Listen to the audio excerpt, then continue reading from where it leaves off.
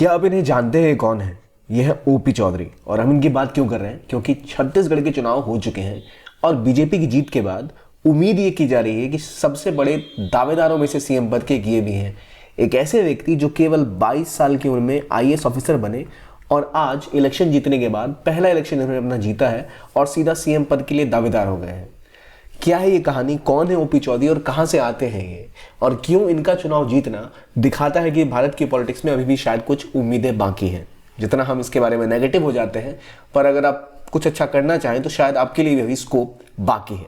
Discuss करते हैं इन सब के बारे में। वेलकम टू ज्ञान कोश।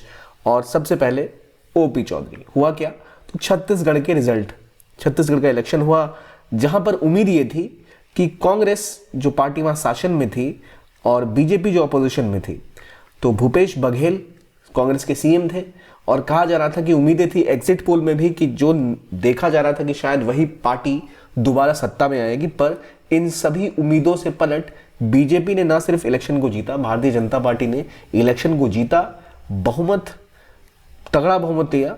और अभी जो स्थिति है वहां ऐसी स्थिति है कि छत्तीसगढ़ में भाजपा ने लगभग 54 सीटों पर जीत हासिल की है, जो उनको एक क्लियर मेजॉरिटी दे रहा है। और जो कांग्रेस है वो केवल 35 सीटों पर सिमट के रह चुकी है। और भूपेश बघेल, जिनके बारे में कहा जा रहा था कि उनके जीतने की बहुत सारी संभावनाएं हैं, उनकी पार्टी का पत्ता साफ हो चुका है छत्तीसगढ़ से। अब छत्तीसगढ़ एक ऐसा राज्य है जहां पर बहुत सारा नक्सल इलाका है, ट्राइबल सीट्स भी बहुत सारी हैं। वहां पर अक्सर आप सुनते हैं कि जो माओइस्ट स्ट्रगल है वो चलता रहता है, बस्तर हो, दंतेवाड़ा हो, अक्सर समस्याएं रहती हैं।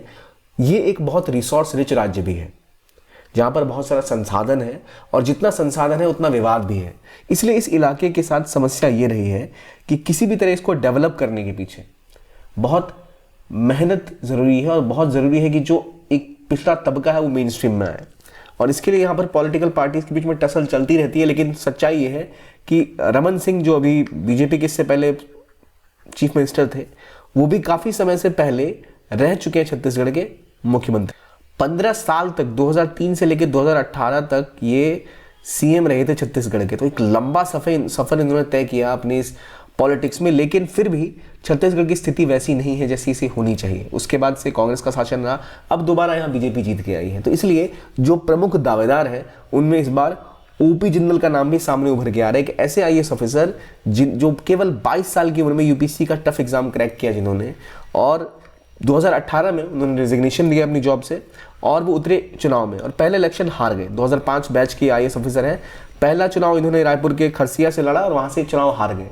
लेकिन उसके बावजूद इन्होंने अपनी जो प्रयास है वो जारी रखे। नतीजा हमें देखने को मिला, इस साल वो इलेक्शन जीते हैं और अच्छे खासे बहुमत से जीते हैं। लगभग 64,000 वोटों से उनकी जीत हुई और इस जीत ने उनको अचानक से सीएम पद का दावेदार तक बना दिया।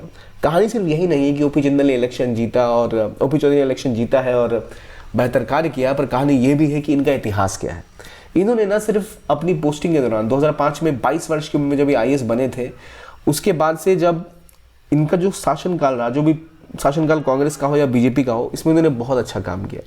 और काम वो भी वहाँ कोई ऐसे शहरों में नहीं, बल्कि कि ऐसे इलाके में जहाँ एजुकेशन में इतना ज़बरदस्त काम किया गया कि इनको पुरस्कृत किया गया, और वो भी बीजेपी के द्वारा नहीं, कांग्रेस की सरकार के द्वारा। तो अभी हालांकि बीजेपी से चुनाव लड़ रहे हैं, लेकिन इनको अवार्ड दिया था कांग्रेस की सरकार ने।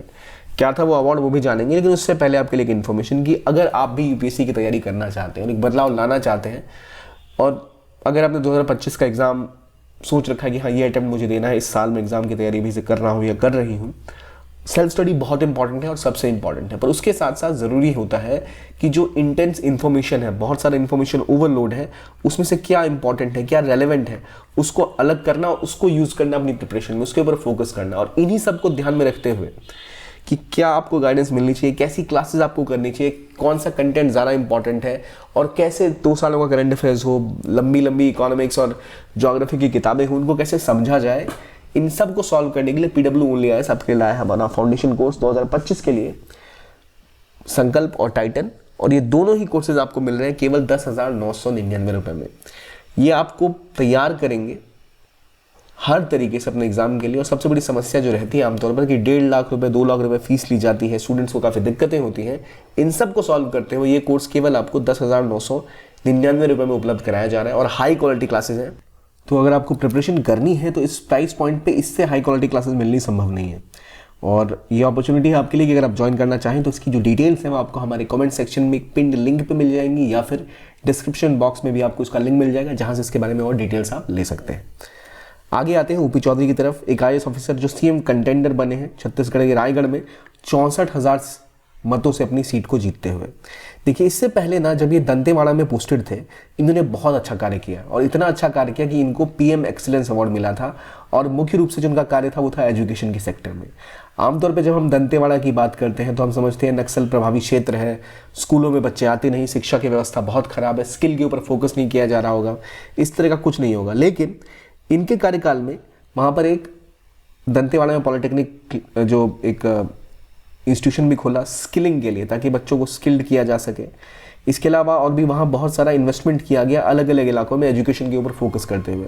तो एक जब ये वहाँ पर कलेक्टर बन के आए तो उन्होंने बहुत सारे प्रभावकारी वहाँ पे बदलाव किए। और कहा ही जाता है कि जो वहाँ पे एजुकेशन सिटी खड़ी हुई है दंतेवाड़ा में, उसके पीछे एक बड़ा हाथ किसी का है तो वो है ओपी चौधरी का। और एक ऐसा डिस्ट्रिक्ट जहाँ लगातार माओइस्ट हमले होते थे, जहाँ लगातार स्कूलिंग की दिक्कत रही, एजुकेशन की दिक्कत रही, आमतौर पे जीवन में किसी भी प्रकार का आप कार्य करो दंतेवाड़ा में आपको करना मुश्किल है, क्योंकि सुविधाएं नहीं हैं, सरकारी सुविधाएं भी उपलब्ध नहीं है, ऊपर से माओइस्ट वगैरह का खतरा अलग रहता है, अधिकारी वहाँ जाने से डरते हैं, सरकारी सुविधाएं वहाँ पहुँचाना मुश्किल है। उस जगह पर जाके दंतेवाड़ा में इन्होंने एक जो एजुकेशन सिटी खड़ी की, वहाँ के लोगों के लिए बहुत बड़ी बात थी उस समय में। और 2005 के सोचिए बैच के IAS हैं, बहुत यंग थे उस टाइम में, 22-23 साल के थे, और आज तक जब अभी भी तो कंपैरेटिवली यंग है, जैसे हमारे पॉलिटिशियंस की उम्र आमतौर पे होती है। तो रमन सिंह जहाँ खुद 3 टर्म के CM हैं, उनके सामने एक कंटेंडर में से एक इन्हें भी देखा जा रहा है। ज़रूरी नहीं कि रमन सिंह के बदले में ओपी चौधरी ही जीते, पर एक इनकी तरफ से इनको एक दावेदार की तरह बीजेपी देख रही है। कहानी ये भी है कि कोई ऐसे ही CM नहीं बन जाता, और इसके पीछे वजह ये है कि इनकी पॉपुलैरिटी ऐसी है। जब ये रायगढ़ से चुनाव लड़ रहे थे तो दंतेवाड़ा में इनके नाम के डंके बज रहे थे। इस बार इलेक्शन इन्होंने रायगढ़ से लड़ा है दोबारा, लेकिन पूरे जो दंतेवाड़ा का इलाका है वहाँ इनकी पॉपुलैरिटी देखते ही बनती थी। और कहा यह जाता है कि ये अमित शाह के बहुत करीबी रहे हैं, इसीलिए इन्होंने अपनी अच्छी खासी हाईली डेकोरेटिव, जिसको PM एक्सीलेंस अवार्ड तक मिला अपने कार्य के लिए, उस IAS अधिकारी ने अपनी जॉब छोड़ दी। क्योंकि IAS ऑफिसर बनना एक बहुत मुश्किल कार्य है, आप में से कई लोग तैयारी कर भी रहे होंगे। तो वहाँ पे इतना एग्जाम मुश्किल सा क्रैक करके इतने लेवल तक पहुँचना कि आपको PM एक्सीलेंस अवार्ड मिले, एक डिस्ट्रिक्ट का काया पलट करना, और उसके बाद एक जॉब की सेफ्टी सब छोड़ के आप पॉलिटिक्स में कूद जाएं, बिना किसी आपके चाचा वगैरह या माता पिता को MP MLA ना हो, और आप सीधा उसमें कूद जाएं, तो बहुत मुश्किल होता है वो डिसीजन लेना।